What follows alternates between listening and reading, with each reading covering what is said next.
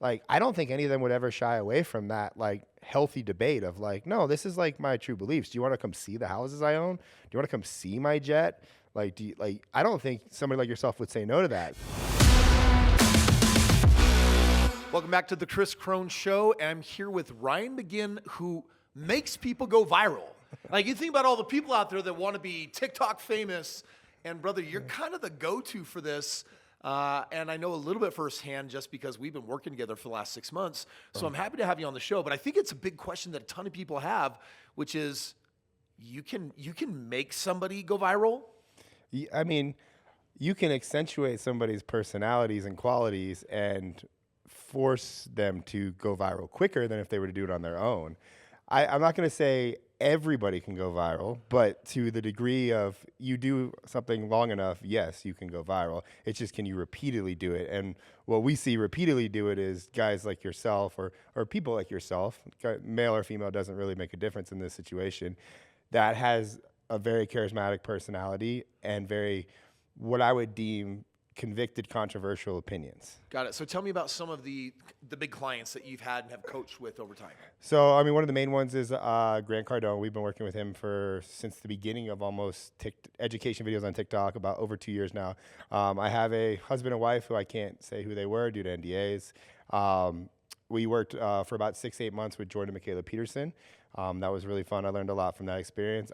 Adley, a Facebook prankster named Adley. She has like 7 million view channel. She does a lot of pranks. Modern Wisdom podcast, yourself. I got a newer clients, Nate Barger, a fitness client, Natalia Mello. I mean, we have 14 clients right now. We really don't lose clients. If we do lose a client, it's just because they bring it in-house, and then they try to beat us in-house, and a lot of times they struggle to do that. And they struggle to do that. I have no idea what I'm talking about. But I maybe have tried some things with some of my different social media. I'm like, dang, you're good, Ryan. When did this whole thing come out? How did you discover it? So I've been making videos for a really long time, and I was, my back history we can talk about if you want, but I was a men's lifestyle dating influencer. Can you define that? Are you like Hitch? Yeah, well, I taught people how to dress better to get laid. And I did that for a while, and then me and my current fiance, we split up for a while. I kind of reinvented myself during this, it was about a year that we weren't together. I reinvented myself. I changed my image. It needed to be changed. It was very warranted. It was ready for a change. And I started going out with my friends, and women were attracted to this new look. And I was like, oh, and then my friends were like, yo, let me, will you teach me how to do this? Or will you take me to the mall? And I was like, take you to the mall? You want to pay for that? Like, yeah, I'll pay you $100. Just say, I want to pick out some outfits. I was like, cool. I went home, started a YouTube channel. It was called Handsome Guy Secrets. Started making videos, very, very controversial videos. Not now, but back then nobody was writing titles like "Wear This Shirt and Get Laid" or the fragrance women can't resist. You're talking about hooks, really, right? Yeah. Like, you're talking about putting titles out there that are so controversial and in your face. You're like, I kind of have to watch that video. Yep. And then it would be like a 3 to 5 minute video of me just talking about a cologne. Really? And I would just, I made some things up. I was very charismatic with how I talked, and I did this. And I started getting a lot of views on YouTube. And this is 6 years ago, 7 years ago, and maybe even longer, 8 years ago. And I started getting attention from the men's lifestyle influencers. A lot of them were wondering what I was doing because I was selling digital products. One of my most successful digital products on that channel was called 7 Outfits to Make Her Wanna Fuck You. And it was like a photoshopped booklet of outfits and Amazon links of where to buy things. And, it had a 100% take rate on the upsell. And it was the upsell was 7 more outfits to make her want to fuck you. Wow. And then it was a whole funnel that I had built out selling digital products to that niche. And it did very well. I was able to generate, it never really did much more than 6 figures, but it was enough to where I was just comfortably living. But I was making all these videos, and then me and my current fiance got back together. And then shortly after that, we got pregnant with my daughter, and I didn't want to make videos about teaching guys how to dress better to get laid anymore. Why not? What stopped that? I'm not ashamed of any of those videos. They're still up. Everybody can search it. I'll never delete them because it's my past. But I didn't want to participate in the actively talking about something that I was not doing. And, you know, because I was engaged now, or almost engaged at this point, and I had a daughter, and I wanted to set a slightly better example for my daughter. Can you just drill down on that for me? Like, what is the example? Like, what do you want your daughter to think of her dad as she ages? I like to think that I want her to see me as a video creator, somebody who was very creative with his talents, charismatic, outgoing, like, you know, a very friendly person. That was kind of like always been a vibe that I've had. And video just kind of accentuates who you are. And that was kind of, I was doing that, but with the mechanism of meeting women. And when I kind of, and it was very effective, and it helped a lot of guys meet women. But when I started, when I started doing that, not like, I was having to go film videos because I was getting brand deals and stuff. And I mean, I was getting paid like $5,000 to do like a 2 or 3 video like series. It's hard to say no to that, you know, back then. And I was just like, okay. But then I make these videos and I just wouldn't feel right because I'm like, I'm not going out this Friday night. I'm not even going to buy a new outfit like I used to. So it felt incongruent, right? Yeah. Somehow misaligned. It's like, how can I produce this content if I'm actually not using any of Yeah. these techniques I mean, I myself? still believed in what it was and the people that it helped, but I was like, yo, I'm not going to get a fresh pair of Jordans to go to the club on Saturday night to go take home a girl wearing a leather jacket. Like, I'm just going to, you know, I have a daughter now. I'm not going out. I haven't been out in months, you know? So it was like, it was just, it became very incongruent. And that kind of put me into a place where I didn't really know what to do. Because all I knew how to do was make videos. And when I have a singular focus on what to make videos about, I'm like a machine. That's why going viral, or the carrot of always going viral, is something I can always shoot for. And then when it came to what do I make videos about, I didn't really know what to do. So thankfully, in this about year and a half transition, I did save some money. And I mean, I depleted it pretty quickly, but I was able to kind of like fumble around and not go broke. But then that was right before the pandemic. Yeah. And once the pandemic happened, that's where the big shift happened. I had some clients that I was doing ads. Like, a lot of people liked my unique style of making videos, which kind of what became the style that everybody stole and uses today. Yeah. It was very behind the scenes-ish, professional but not professional. And I was getting hired by like companies like, you know, Beard Brand and like some more e-commerce based companies because of the connections I had with the fashion industry to do some ads for them. And then like I had like a whole myriad of clients that would be like, hey, we need 10 ads. Here's our footage. And so I did that to survive for a little bit. And then I just saw opportunity with TikTok because I knew, like, when I did YouTube, I was late. Like, TikTok, you're fresh. Like, It's like you yeah. were right on time. yeah, I was late. And if I'd have done YouTube as the pickup guy a year before when I actually started, I would have been, you know, a few 100,000 subscribers, and it would have been, you know, we probably wouldn't be talking right now. Dude, I think I got on YouTube like 7-8 years ago, which was super late. Yeah. And I just hit 1 million subs last month. But long before then, I hit 1 million on 2 different TikTok accounts. Yep. So yeah, I mean, timing for that platform definitely on. Tell me kind of a memorable moment when you made a video and it maybe accidentally went viral and taught you something. Well, so I had a few videos on YouTube with the fashion stuff that have like 200,000 or 300,000 views. So back then, like, you know, 200,000 views on YouTube is really solid. But it wasn't until TikTok did I not experience like the virality per se. When I started my TikTok, and this is like, you know, I'll forget the defining moment for TikTok was Trump was like, I'm going to ban the app. Yep. And I was like, and I remember looking at my fiance, and she knows I'm kind of off the wall sometimes. And I was like, I'm going all in on TikTok. And she's like, but he's going to ban the app. I said, no, everybody's going to rush to it right now. I said, and they're not going to ban it if too many people go to it. So she was like, all right, well, you know, you've done some crazy shit before, so let's see how this works out. And then so I went on, like, I like forced constraints. That's one of the things I really like about TikTok. It forces you to say a message in a condensed time frame. And back then it was 15 seconds. So I was like, I'm going to do a 15-second video every day for 90 days. And I'm going to give myself 1 hour a day to do it because this was like pandemic lockdown. And my daughter now was like 3 years old. So she like watched like Blue's Clues for 1 hour a day, and I was able to work per se because my fiance is a nurse. So she was going to work, you know, who knows what's going on in the world. And I'm just sitting at home, basically dead broke at this time, like no money, going, yeah, I'm gonna make these TikTok videos. So that's what I did, and I started doing it. And I had a video about like a ring light that got like 500,000 views, and I was like, holy shit, that was like viral to me at that time. And I was like, but I got like 20,000 followers from that video, and I was like, I've never seen that many followers come that. I almost met my YouTube subscribers after doing that for like 2 years. Yeah. And then it was actually myself, and I was still getting asked to do some dating talks here and there for like private men's like masterminds and stuff. It's like, hey, can you come teach my guys, how to like dress to go out and stuff? And I was like, sure. So I went to one, actually, Luis, who's always with me when we film. He was like, yo, I was in the Reddit teenager forum on Reddit, and man, it's a depressing place. And I was like, what do you mean? He's like, dude, I wrote down some topics. And it was like, like how to stop jerking off, how to not be addicted to porn. It was like all these like dark, I'm like, how old are these kids?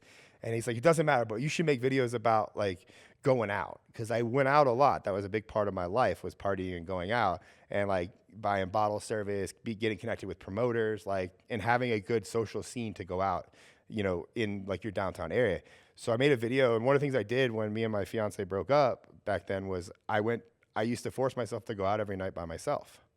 And I would just go to like a lounge and I'd sit at the bar by myself for like 2-3 hours. And I would force myself, before I would text my friends to meet up with them, I would just go out and I'd force myself to talk to people.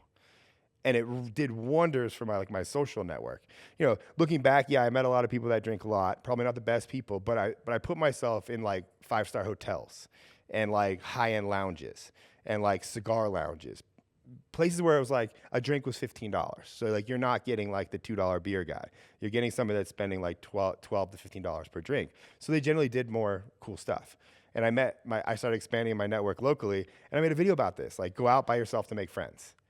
And that video to date has 6 million views. Got it. And that got 60,000 followers from one video. And it was at that point I was hooked, and I was like, but it was also a shift because it gave me permission to not make niche-based videos, which is then what kind of became the core thesis of like, what is the company? It's weird what you're doing today, because I mean, you're getting with the Grant Cardones of the world, you're getting with me, you're getting to the other influencers, and you're basically doing an entirely different style. You're interviewing, you're asking questions, and I think in the month of December we got like 35 or whatever plus million views, across the board, across all of our channels, and that's a lot. I don't know if I've had a month where I've gotten that many yet, but that was using your technique. So how did you transition into, I think I want to like work with influencers and start interviewing them and start putting out mass media? How did that shift take place? Well, it was kind of twofold, because when we started, like, we were the only TikTok agency. And I say we, it was myself, Luis, and one other editor named Savannah. She still works with me to this day. It was the three of us. And then I brought one other girl on, her name's Kim, very early on. And we were like managing a lot of videos. We were all editing 4 to 6, sometimes 7 videos a day. Like I'd wake up, we'd edit, and we weren't filming with clients. And that was kind of a big shift that we did early on, which was also now like a giant bottleneck in the company because of how much we have to travel and film. But it was a certain client who, again, I can't mention, but their videos weren't performing. And I was like, I need to come film with you. And it was like one of those things. It was like I had bet this person that I could get them. So you were producing they were producing their own content, and it didn't matter how you edited it, you couldn't make it fly. We couldn't make it go viral, not due to what they were saying, but due to the quality. And they didn't have a setup. Like you have a very nice setup. Like so, like statistically, if you send us enough footage, we're probably going to be able to find some viral. Make something work. Yeah. But I looked at their stuff. I was like, they don't have the cameras that they can probably set up. They don't have it. I have it. I'm like, they lived in Las Vegas. I was like, yo, flights are cheap. I'm going to eat this flight cost. I'm coming to you. And they're like, what are you going to film? And I was like, I don't know yet. I'm going to figure this out on the flight. Like, but you got to trust me here. And thankfully they did. And we went. That was the first like bulk filming session that I had ever done. We did like 50 videos with one of the clients and 75 with another. Came back and it was like and it was just asking them. I wasn't in any of the videos. It was just more being curious and asking questions like, well, how do you sell, how do you make $10,000, somebody at your level? Or like just asking them more like in-depth questions and not so surface level, because most people make very surface level videos because they're so smart that their level where they operate at is right here, when it's like the average TikTok viewer is down here. So we were just asking questions, and these videos crushed. I mean, within like 30 days of me coming back from that, we had gained them like 100,000 followers. I had hit my bet that I had like friendly betted him that I would get him 100,000 followers in 90 days. And it just kind of snowballed from there. Like we were like, we have to we can predictably go film with somebody and know if we get 100 videos that 10 to 15 of those are going to significantly do better than the rest. And based on those projections, I can go, Kris, this is why you should hire me. Yeah. I know you're going to get 2,000 to 3,000 followers for every million views you get if we get you 35 million You know, views. it's kind of crazy. So I every month I pay your retainer fee, and then you come out and we do 3 or 4 months worth of filming all at once. So it's not time intensive for me at all. What's interesting though is in the beginning I'm like, team, we got to watch what they're doing. You got to train because eventually all my stuff's in house. Why would I want to do that? And when we re-up the third time, my team's like, dude, why are you so eager to re-up? Is like, there's one skill that Ryan has that I think is very difficult to hand off, and that's you extract massively polarizing information out of whoever you're interviewing because you kind of ask douchey, crass questions, and you're just not afraid. Like I look at your personality of everything that brought you here, and as an interviewer, you're like a raunchy Barbara Walters. Yeah. You're like, I'm gonna go there. I'm gonna ask you, hey Kris, why don't you, are you fat shaming when you don't want your children to be like educated by a fat person? I'm like, wow. Based on those questions, you're going to get some very interesting answers. Well, the interviews came out of again like not a necessity. Because the apps change so fast, as I mean, obviously, you've been in the game a long time. So when we started doing like the bulk filmings, a lot of people started copying. Yeah. Very quickly, the whole style gets morphed, and we're like myself and Luis and like some of the other team. We're like, man, I'm like, well, nobody's still going out and flying with these people. Like, we're still able to get the competitive advantage because we do that. But when we're there, we just started asking, and Luis kind of coined the term in the company, like, be it like the annoying kid. And it's like, how does when you get that annoying kid, like, that won't shut up? It's like, tell me more about that. What do you mean? I don't believe you. You're lying. Yeah. You're stupid. Like, and it's like, how do I be that, but in like, to the most like influential professional people ever. Well, but the other thing is I think you cracked a different code, and I want to share this with anyone who's listening that's kind of curious, like, okay, so what is the secret to going viral? Now, I'm going to let you answer that, but I want to preface it with this.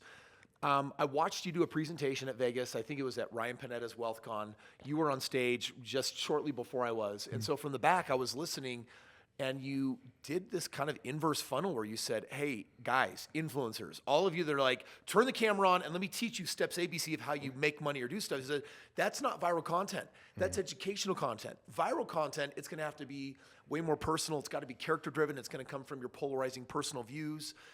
Someone like me that has created the level of wealth I have, my world looks so different than the way it used to. I have a team of people that run my house. My kids are privately educated. We're flying around on private jets. We travel very differently. Lifestyle is baked into school, which is baked into business, and business and pleasure are mixing all the time. And so my life is interesting, but my media was boring. It was always the same real estate conversation, the same business conversation. And you said 80% of your content should be about your personal views, your personality should be about your interests. And I was like, why would I want to get millions of views on things that don't actually build the mission? And I decided to try it. And what's interesting is my viewer base has exploded. And all the people that decide if they do like me, because I've got a ton of haters out there. You've given me, Ryan, thank you, brother. Thank you for blessing me with all the human beings that have decided that they hate my guts. But all the new fans and the people that are watching, they go watch my long form. They get educated. They learn real estate. They learn these different productivity hacks. And it's like, wow, actually, I've had a ton of people, even friends, just be like, dude, why are you releasing media like that? And I'm like, well, strategically, at the end of the day, it introduces me to 300% more of the world than I was. And while I do, accumulate more haters, I also find a ton of people that are now far more interested because there's a benefit of being polarizing. People love to hate you when they don't like your polarizing opinion. But when someone actually really does, it's where they connect and say, that's my guy. Like, that's someone I want to hang with. That's someone I want to listen a bit more to. And so that was my intrigue for coming and playing. Yeah. But I think it's your interview style that is very, very difficult to replicate. And so my question is, dude, let's answer it for everyone listening. Like, what really is the formula for viral today? Well, like, we look at it as if, like, I mean, just to kind of preface what you just said with, like, the main strategy is 80% of your content should be broad reach style content. And broad reach is usually what we call hobby and interest based content. And hobbies and interests are what gives people the most commonalities. It's also what gives people the most opinions. Like, you talk to somebody about who should win the Super Bowl last night, and you're going to get a lot of emotional debates, which is like, okay, pickleball or tennis, you know, Nike, Reebok, like interests, hobbies, like sports, like those things have massive viral dude, it's appeal. weird. You came into my world and you're like, I want to see a video of your Halo suit. Did you really pay $10,000 for that Halo suit? Right? It's just like, why would anyone care? Like, that's just my dorkiness. That is my side thing that I do for fun. And it's like, well, apparently that. Well, for that one in particular, the Halo suit, Halo is one of the most popular games on the internet, which in the world basically. So Halo has broad reach because it's a hobby for a lot of people and it's an interest for a lot of people. And then the suit, which is cosplay, has another massive appeal to it. And then the fact that you spent $10,000 on your suit also makes you very controversial and polarizing, because most people, I would assume, this is no disrespect to people that play Halo, are probably carving their own suits out of foam in their parents' basement. To go LARP in the park. Yeah, to go walk around Comic-Con, and they can't even afford a ticket to get in. And you buy a $10,000 suit, and I mean, and even more, you install a gun on top of your car. So it's like, it's kind of like, yeah. So things like that is like, that is what virality to us is like, we look at a person and go, what is unique about this person that they have an opinion about?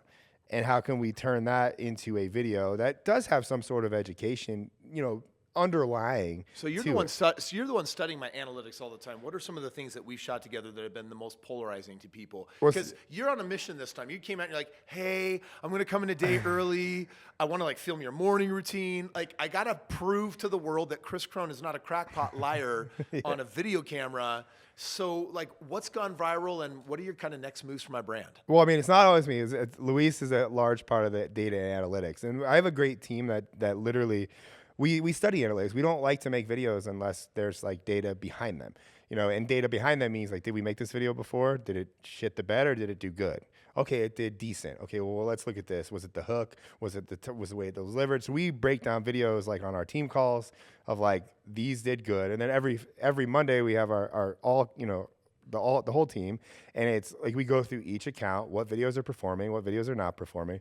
And I mean, for you, like, one of the first ones, obviously the homeschooling, like when we were doing like what we call the viral breakdown that first time, that was like, that wasn't even a thing until I came to film with you, because I didn't really know much about you other than I knew you were, we studied you online.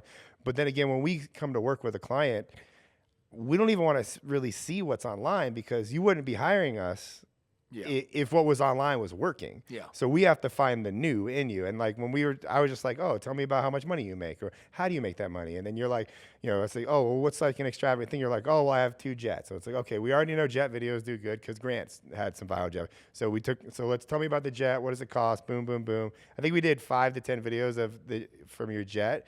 And we also don't want to exploit, you know, we don't want to make you the jet guy. So it's like, okay, let's do 5 to 10 videos here of that. Then it was like, then we got to like you talking about your kids and building your kids' businesses. And I was like, oh, there's some legs here. And then it was like, then it got to homeschooling. We know Pineda had a video that did well with homeschooling. So we're like, okay, tell me about homeschooling. You had like 5 or 6 videos for homeschooling that crushed. So then we have for you like jet videos, you know, homeschool videos. And then it was like your opinions on teachers. that crushed. Dude, I got picked up by most news outlets that were like, hey, here's this crazy guy who took his kids out of school because the teacher was overweight. You know, but I mean, but if you look at that, it was a controversial take on parenting, and you did something. The reason it went viral is because you did something that most parents are too afraid to do: take their kids out of public school. Like, that's an undertaking that most parents were like, they want to entertain that, but they don't. So it's super polarizing. So we're like check those homeschool vids for Kris, do well. Plus like your supplement routine.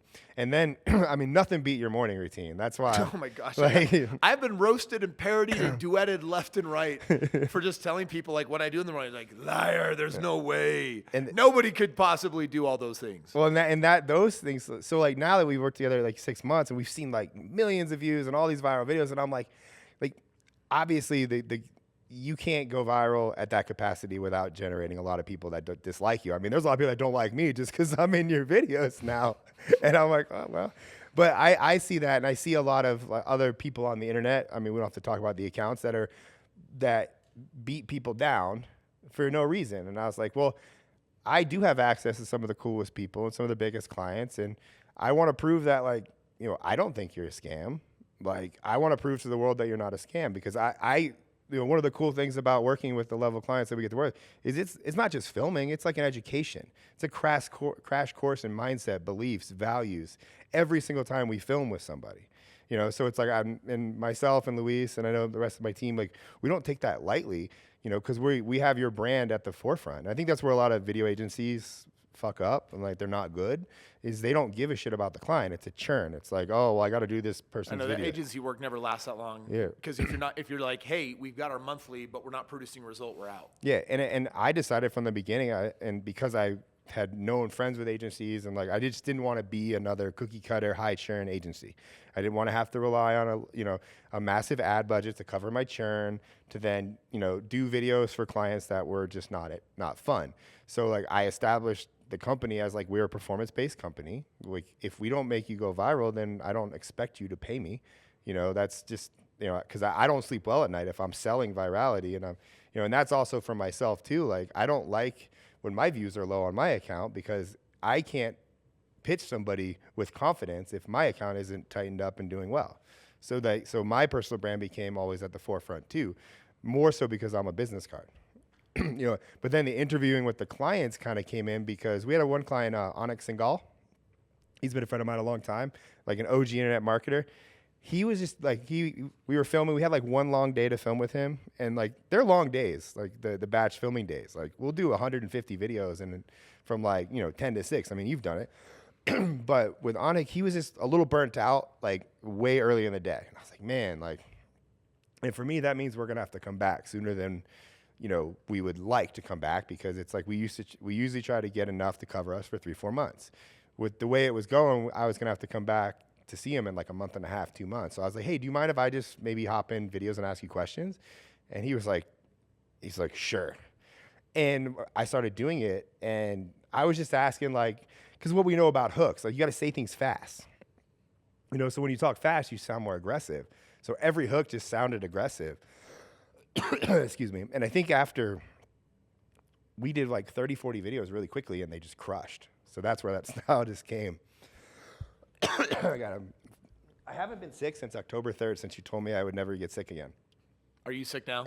Nope, I'll never admit it if I was. Listen, let's go back. Yeah. If someone is listening, trying to figure out how do I go viral, like, they understand that you film me, but there's a couple other things, right? So you're definitely going for hobbies and interests and things that are polarizing. Yes. You're interviewing, and you're asking questions in the style that you do that kind of bring out that polarity. Mm-hmm. What else do you do to cause something to go viral? Well, I mean, it's also, it's not necessarily the first question, it's the follow-up questions that matter. You have to think in the terms of a TikTok viewer. And I always reference everything to TikTok, because I think it's the it's the platform that everybody copies, and it's where culture is. And you want to penetrate the young audience, because if you can get through to the young audience, then the algorithms show you to everybody. The young people, like, that's the secret to going viral. You have to make content cool enough for the 18 to 25-year-old demographic, because if they don't deem you as cool, they're not going to watch your videos to the end. The apps are never going to show your videos to anybody that matters. So there is no such thing as like making a video just for the 40 to 50-year-old moms. Like, it doesn't exist. You have to make it for the young demographic. So with knowing that, when I ask follow-up questions, or even when we're having my editing team is editing the videos, it needs to be organized in a way that holds somebody's attention from start to finish. And that's really the core of what it is does the topic have enough legs to go viral? And I say that, can it reach a lot of people? Like, if you're talking about, winning Mr. Olympia, that's a narrow audience. Yeah. Of people that would even consider trying to win Mr. Olympia. But if you're talking about, whether you should eat egg whites or yolks for fat loss, now you just opened it up to the whole world. If you say man or woman in the content, you just alienate half the world. If you just say people, you have, so it's like understanding fundamentally how far a video can go from the beginning, and then what you're saying in the first 2 to 3 seconds has to be polarizing. It has to make somebody stop to scroll, and then what you say after that has to keep them continue to watch. And then every 2 to 3 seconds, you don't have to do fancy editing. You just have the phrase, whatever the person's saying, it has to. What makes a good client and a bad client? One is, can they film? Like, so we have to, like, before I start working with a client, I have to look at them and be like, if I show up and we're going to be there for 2 days, I'll bring in the full team. It's expensive to fly, travel, bring all the gear. We're doing usually probably 10 to 15 hours of research on the client prior to showing up. That means that we're listening to a ton of podcasts. So a pre-qualification is most people we work with have been on a ton of podcasts, and we're not listening to the podcast to go, oh, what are they talking about? It's like we're listening for what they're saying, so we can write down little notes of like private jet, homeschool, 5 kids. That we're looking for those jump off points to then bring to you when we sit down to be like, tell me about this, tell me about this, tell me about this. And so that process takes a lot of effort and research. And then if we get there and the client or potential client can't speak enough to make like a functional video, and that usually doesn't come because they're a bad client. It usually just comes because they've not made enough videos. Yeah. Like you already had almost 1 million followers, I think, on Instagram. You had like a couple 100,000 on YouTube. Like you had hundreds, if not thousands of videos already filmed. So I'm like, he can talk. And that's like, and then secondly is like, not only can you talk, but like, are you convicted in what you say? And it's like, when you say, I have a 5-hour morning routine, it's like, that's a lot of conviction there. Like, so it's like you're unwavered in your directness. So that combination of somebody's charismatic, can talk well, and is convicted in their opinion, like, check. Like, that's you, that's Cardone, that's Jordan Peterson, that's Michaela Peterson, that's the Hermosis, that's everybody that gets a lot of views on the internet. What's disappointing? Like what's your most disappointing client experience you've ever had? You couldn't hack it, man. It just didn't go viral. It just didn't work. Oh man, we've only had 2. We recently had one that I'm not going to say names, but it kind of fell apart before it even happened. I had booked travel to go to Vegas, and he ended up canceling one day and asking. It was like whenever the client doesn't commit to a retainer, and I mean, we charge $10,000 a month on average, so it's like, in some cases performance incentives, as you know. So it's, if they don't commit, if they want to do like a test film, like, oh, can we just do like a 90-day thing? I used to say yes to that. Because I'm like, all right, well, we don't know. It's like a trial. And in this particular case, I think we did like $6K for 2 days worth of filming. We're like, the morning of leaving, and he's like, hey, do you think we can reschedule? And I was like, bro, I booked all non-refundable travel 2 days ago. Like, no, we're coming. So I ended up just texting Pineda and going and hanging out with Pineda and filming with him for a day. We ended up charging him like $3,000 for one day. We went there, we show up at this person's house, and he said he makes a few $1 million a year. And I have no reason not to believe them. I've seen him over Zoom. We're doing like the call. We roll up to the house, and it looked like a drug house.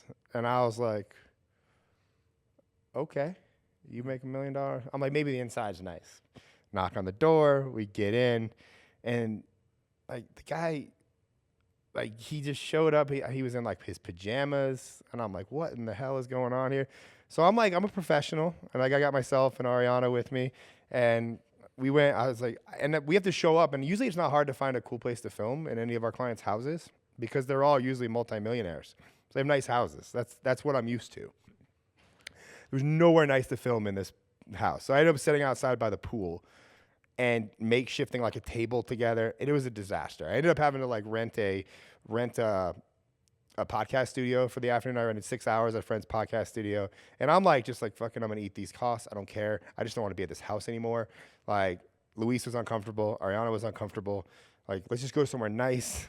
We filmed there, and then it came, as we filmed with the person, it just seemed like everything that they were saying was not real, and quite frankly, it sounded illegal. And I said, and at the end of the day, we had filmed like 100 videos with this guy. I even got in videos with him because that was kind of part of the agreement. I was like, we'll do like 20 videos together. As we were leaving, we were going back to the Wynn because that's where we were staying. I basically was like, I'm going to refund this guy. I don't want these videos to see the light of day. I don't want to be associated with this person. I felt wildly uncomfortable. And I asked like my team if they felt the same thing. They said yes. So that was like the worst client experience I've ever had. So I just deleted all the videos and never spoke to the guy again. Wow. So if you had to use 3 words to describe yourself, what would you say? Ooh, I would say bold, slightly reckless, and precise. Wow, great combination. Yeah. I think you summed that up super well. Yeah. So you're producing, and promoting a lot of content that's super polarizing. How do you steer away from some of the topics and things where you're going to get canceled, where your account's going to get blocked? Like, don't you risk a lot of that? Yeah, I mean, we the stuff that's really going to get you is like, I mean, I think I have the one person in the world that works with me that actually read TikTok's terms of service, and it's Lease. So he kind of keeps it in line there. But I mean, it's we avoid politics at all costs. I particularly don't like when not that I share the same political view as a lot of my clients. It's just not worth it to lose the account. And especially when it's like, somebody's because if we post a video where like maybe a client goes off the rails on a rant, and that video gets the client's account banned, technically that's on me. I'm running the account. Like, I'm not going to sleep well at night knowing that. So we kind of safeguard that with like no politics. Like, if it's considered bullying, we try to like refilm, soften the message, because like TikTok's very soft. Like, they're not very tough over there on TikTok land. So a lot of the verbiage, we like work with the client to be like, hey, maybe say that differently. Can you say that like this? And all of that is to just make sure that the accounts stay healthy. But other than that, I mean, it's kind of fair game. Like, I asked the client, I mean, I know I've asked you, I mean, that's the first time we filmed, like, I was like, if that gets 1 million views, are you cool with that? And you're like, yep. I'm like, because at the end of the day, it's the client's account too. So, we don't stop the clients from posting anything. We don't like harbor any of their footage. Like, it's the client's account. You have full reign and control. We're just going to make sure you have videos going out consistently. In some cases, 2, 3, 4, 5, 6 times a day. Do whatever you want on the account, But if we can control it, and like we've seen stuff, I mean, working with like Jordan and Michaela, we saw a lot of controversy. The fact I had like a whole separate phone just for their accounts. I was afraid to put anybody else's accounts on the same phone as them because they were considered high risk. What made them so high risk? Well, Jordan's just a target for everybody, I feel like, and then Michaela was just by association his daughter. But they would say I think they were great things, but the internet had its opinion, so but I will gladly say we ran Jordan's account for 6 months and it never got shut down or banned. And then we stopped working together because they went in house with Ben Shapiro, and like 4 days later it got banned. And I was like, kind of laughed, but they ended up getting it back. It was, but that was like, I'm like, see, we did a good job there. But it's more just like, I do think that we do give a shit about the client's brands a lot. And that, I mean, simple reason why I'm like, I want people to know that you're not a scam. Like, so I want to prove that, and who else is going to do it if I don't do it? So that's kind of where I'm like, hey, Kris, let me just show up and do your 5-hour morning routine with you. So that actually really, surprised me last week when you hit me up and said, hey, we're going to come in a day early. Let's actually follow you around for the day. Let's shoot some of this stuff, because there's a lot of people that are just saying, this can't be true. This is not who he is. And so you went on a personal mission. You kind of went above and beyond. You said, oh, we're not just going to shoot the next round of new content. I actually want to fight back against some of the opinions and thoughts that are out there. Mm-hmm. We've shot some of that today. Do you think what we shot today is actually going to correct the opinions of certain people? I know I got a lot of footage to edit, but yes, I think so. I mean, I don't know if it'll change their opinions, but at least the truth is out there, and I mean, because any of these accounts, I'm sure that they could hit you up and you'd be like, oh, you want to? Yeah, please come. I'll show you that this is all real. Like, and I think all the clients, I mean, and even clients I don't work with that deal with this, because a lot of people deal with this on the internet. Like, I don't think any of them would ever shy away from that, like, healthy debate of like, no, this is like my true beliefs. Do you want to come see the houses I own? Do you want to come see my jet? Like, I don't think somebody like yourself would say no to that. So I probably would. Like, do you know how lame it would be? I get with my assistant. They're going to take you on a little tour. You can snap a picture.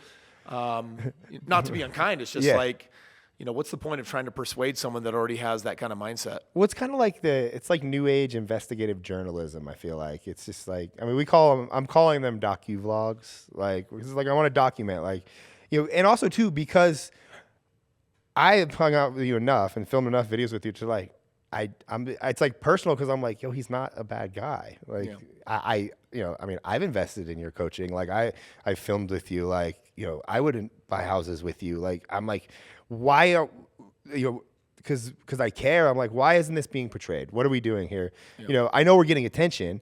So it's like, and most people can't get attention. So it's like, okay, we have that end of the spectrum, and I know the revenue's going up because you tell me, and I know everything's working good. But I'm like, we can't just have like everybody hate him. Like why is this not working? So that's like, if it's something as simple as me waking up at, or me and Luis waking up at, 2:45 in the morning and flying in a day early to just, because I'm like, well, I want to do the 5-hour morning routine just to say that, yeah, I did Kris's 5-hour morning routine. It's real, and then, well, how do we prove it? Like, because it's a lot of it's just out of fun and spite too. It's like, obviously you don't force your wife to be there, but it's like, it was fun today to ask her like obnoxiously, like every 30 minutes, just to be clear, he's not forcing you to be here. Right. And I just think it's like, it also shows a side of the client and you per se, of your personality and like the people around you, that's where I see the internet going, because there's a lot of bullshit out there, and there's a lot of people trying to tear down people and call somebody a scam, when it's like, okay, well, this is what I do, this is my life, this is my gym, this is when it starts. Obviously you can't show everything, out of like, for legalities and stuff like that, but it's like, I just think the more you show, you cannot show too much these days. And I think the people that embrace that, it's like, you see some of the top podcasts now, like Diary of a CEO.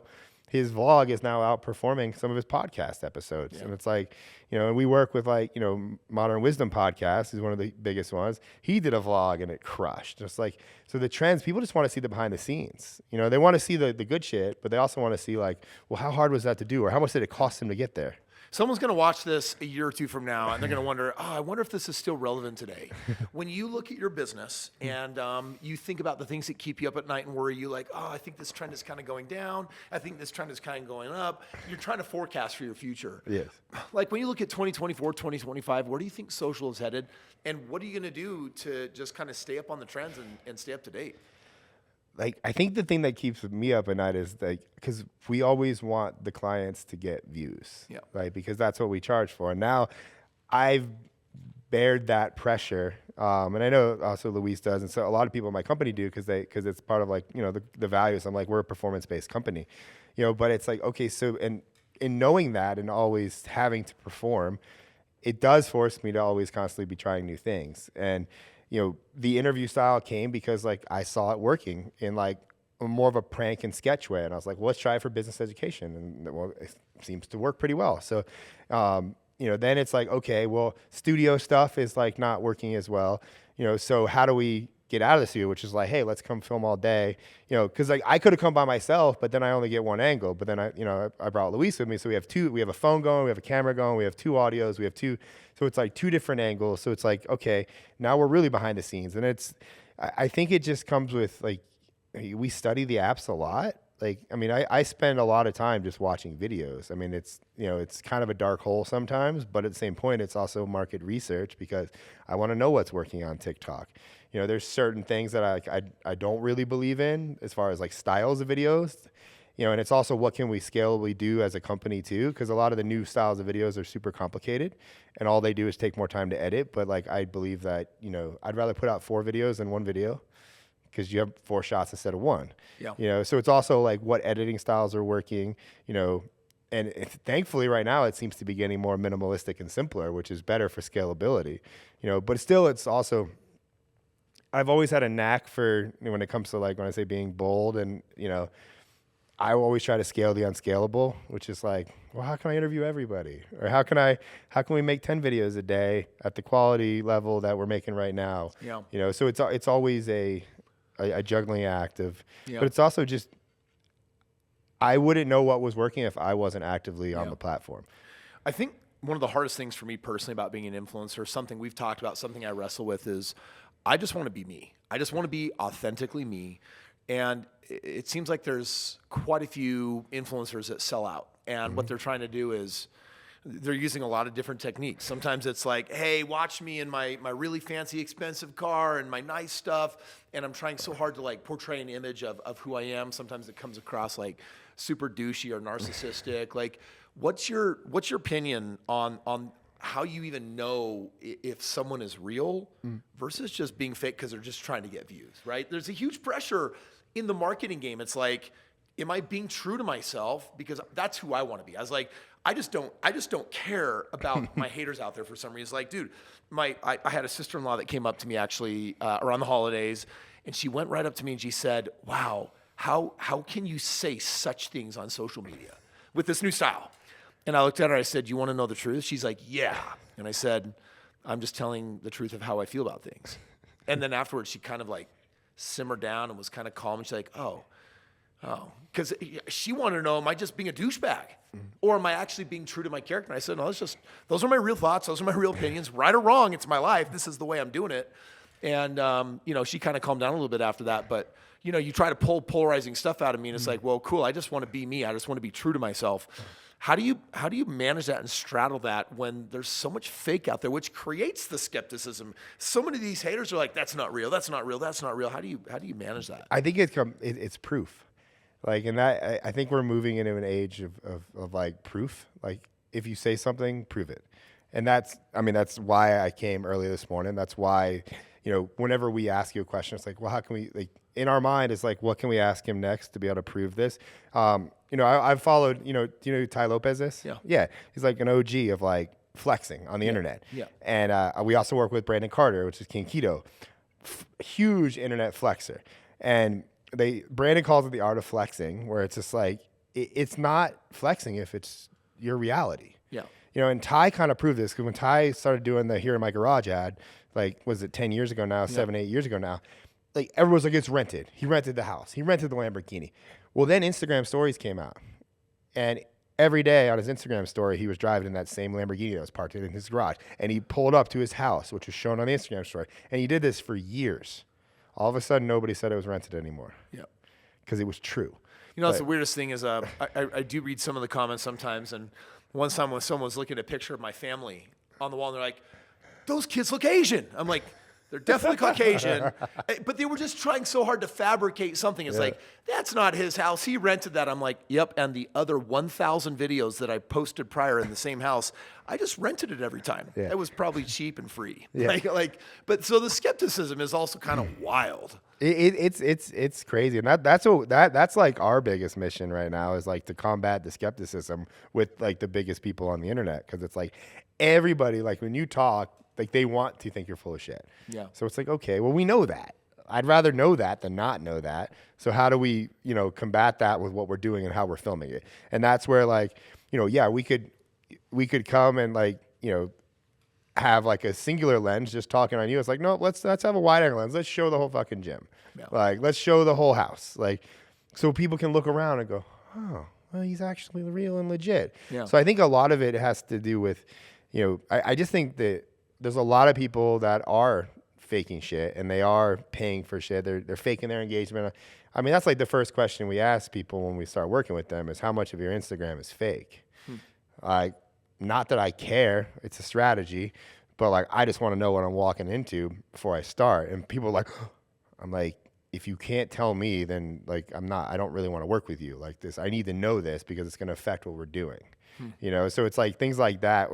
I hate to say that's the norm. Thankfully, majority of who I work with don't do any of that shit, but they're accused of it all the time.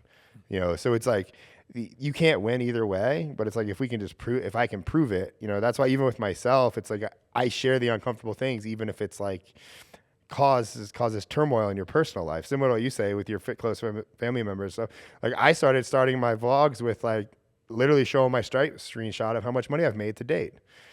And the reason for doing that is because each week you watch my vlog and it gets bigger. Yeah. So if you watch it each week, you're like, oh, well, he's not lying. It's going up. I see the screenshot. But that also causes problems with parents and friends. And they're like, oh, you're sharing. Now you're a rich guy. So it's like, the more you share to prove your authenticity on the internet, the more turmoil trouble it is in your real personal life. Yeah. No, it's interesting. I've shared, I think, feel like so many personal views in the last 6 months, things that I hadn't done for years ever on social media, like talking about my trips to Ukraine and some of the the meaningful, heartfelt moments in my life that I really kind of don't want people to know. But again, it comes in the proof of like, how do you test someone's veracity? If you had any final thoughts, I want to hear them in a moment, but I got a last question for you. With what you're doing today, what's your personal mission? Like, what has you so invested in caring in what you help produce? I think it's hard for me to know that, because like, I've always been kind of I always kind of like morph into the next thing.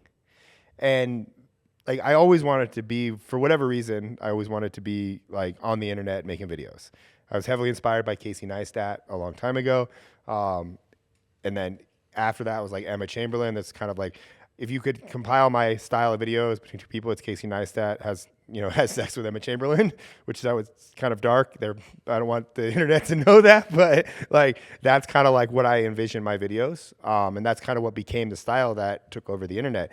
And it was always like I was always trying to make it. I was always trying to do something. Like the pickup channel did okay. It wasn't like a home run. So then I went into like doing the ads for people, and then that didn't do it. But then all of a sudden, like TikTok just took off, and it was like a home run. And now it's just like, oh, what do I want from this now? Yeah. Because now I have 14 contractors that work for me, and a big monthly nut to cover for payroll. Is TikTok oversaturated? I don't think so. No, I don't think. Cause do you think we're ready for the next app to come out that everyone's going to hop to? I think a lot of people are trying right now, but I don't think that I just think it's like TikTok's too good. Like that's the thing. And like, cause they're still trying to copy it. Like Instagram announces new shit all the time. And it's just like, oh, TikTok's had that for a year. Like, I don't think so. I think if anything, I think the population is getting dumber and they want more short form content. They want more, faster, more. Is that what you think is really happening? Like when you look at human state, you're like the IQ is dropping, the education is decreasing. Many influencers are educators, and education is actually a tiny niche of the internet. I was like, probably a lot easier for Mr. Beast to go viral with, I'm going to bury myself for 7 days and see if I can survive. I'm like, we want to watch that instead of like, oh, how do I learn how to financially budget my life so that I can become successful? Yep. Boring, right? Yeah, I think it's just gonna keep driving. Like, I mean, because of the success of people like Mr. Beast, and even the way that videos are edited, like we're seeing a small shift back to more long, drawn out videos. But I think the industry it's just gonna keep going shorter and shorter. Do 15-second blips. It's like, make me smile in 15 seconds. Well, it's funny because they have like TikTok. Like TikTok keeps forcing long videos. Yeah. If you log into your account, they're like, get more views or long videos. We post like 4,000 videos a month, and we did 2 months full where we did all our videos over a minute to test because that's we want to test. And 2 of the lowest viewed months. I had clients calling me freaking out, like, what's up with my account? So you still got to keep it short. So like, I'm like, the Even data they can't control what they're trying to push. The data is saying that you like less than 40-second videos. And I mean, I know there's a few other companies out there that say they make more videos than we do per month, but I don't necessarily know if I believe them. Like I have a team, it's 14 people. We're editing like 56 videos every single day. I'm like, and then those usually get posted within a few days after they get edited. And it's like the feedback loop for what I see in my company is very quick. So it's like if something were to change, I see it. And that's another thing that like, to answer your question of like where am I going? Like I'm just really motivated by that and like how far can I push this? Like as far as like where could this go? Like you would ask me, 2.5 years ago that the TikTok agency would make $2.5 million. I'd be like, oh, you're crazy. I don't know. I might figure something out here. It'll make some money. And then it's like now it's like, you have like, I have a studio and like a team. We travel around, like we work with the biggest of the big people. And it's like, oh, this is fucking cool. So it's like, I'm always like, I don't want to take my foot off the gas. Because it's like, let's see how far this will go. And then my strategy, we call it reckless, has always been, let's make as much money as humanly possible for as long as we can. Because also the internet, a lot of things are short-lived. Like, even if I would have banked my whole business on the editing style that me and my team created, which became the Hermosi Reel, like we'd be out of business already. Yeah. But the pivot was, well, you can copy the editing style, but you can't copy us coming to you. Yeah. Which is also unscalable. So it's like, that's where I always say, I'm going to find a way to scale the unscalable. Based on everything I haven't asked you, what are your final thoughts on everything we've discussed? What do you want them to know? Oh, I don't know. The one thing that bothers me, and I think you are the perfect client or person to answer to say this, is I think people give me and my company the wrong impression because they say we do anything to get views, and that's not the case. Would you agree with that? Yeah, I would agree with that. Yeah. I actually feel like there are several times I've dropped opinions on things, and you're like, yeah, we're not going to actually run with that. And it's like you've got to beat on the market. Mm-hmm. You've got to beat on what they're interested in. And you've got a soul. Like you do care about what gets pushed and produced. And I appreciate you coming out to actually help, quote unquote, fight back against some of the unnecessary hating that's going on. Yeah. I don't mind it. I think it's just kind of It's just part of, everyone's entitled to figure out who they do and don't like. And that's the funny thing. Social media, maybe it's not oversaturated with influencers, but for the viewer it is. Like there's so many of us, it's like, how do I know whether I'm going to like and follow somebody? And, polarity is like the fastest way where it's like, I love that guy. I hate that guy.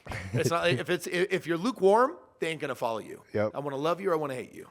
And I think it's going to get worse. We're rolling into 2024, which is an election year. Yeah. I can't wait to see what happens this year. If people want to find you, Ryan, learn more about you, where do they go? My TikTok's Ryan.Magin, and then my Instagram is my Ryan Magin, YouTube's Ryan Magin. Magin. Magin. You can't not find me. I get enough views so I show up top. All right. Awesome, brother, man. Hey, thank you for being here today. And everyone else, thank you for joining us on the Kris Krohn Show.